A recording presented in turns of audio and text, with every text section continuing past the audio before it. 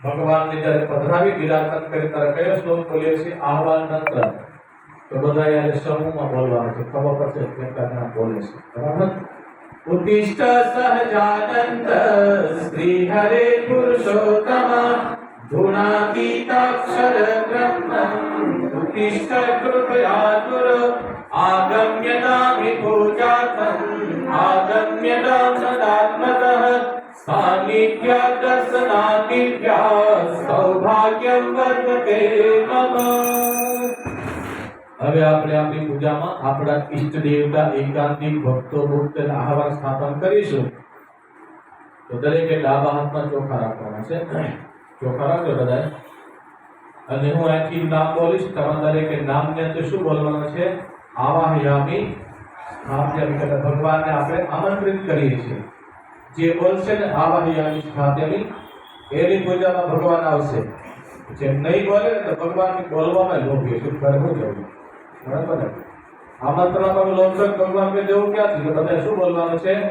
आवाहयामी ચોખા કલા પધરાવાના બે દાણા પછી છોડી જશે ચોખા રાખજો પાછા બે દાણા પધરાવાના છે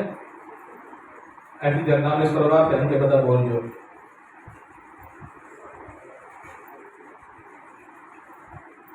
मध्य अवतारिणं परब्रह्म श्री स्वामी नारायणं वामबाहु अक्षर ब्रह्म श्री गुणातीतानंद स्वामी महाराजं पूर्वे ब्रह्म स्वरूप श्री भगत जी महाराजं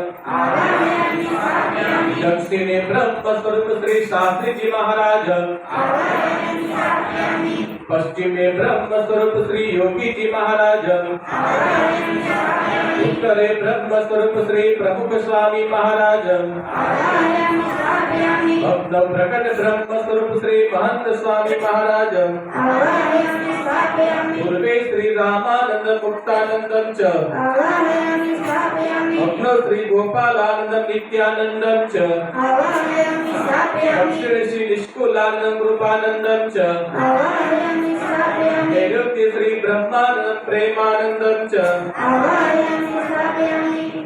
पश्चिमे श्री स्वरूपानंद सच्चिदानंदं च वायव्य श्री आत्मानंदं रामदासं च उत्तरे श्री निर्जनानंद विद्याधरानंदं च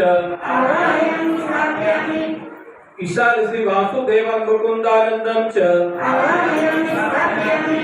पूर्वे श्री धर्मं भक्तिं च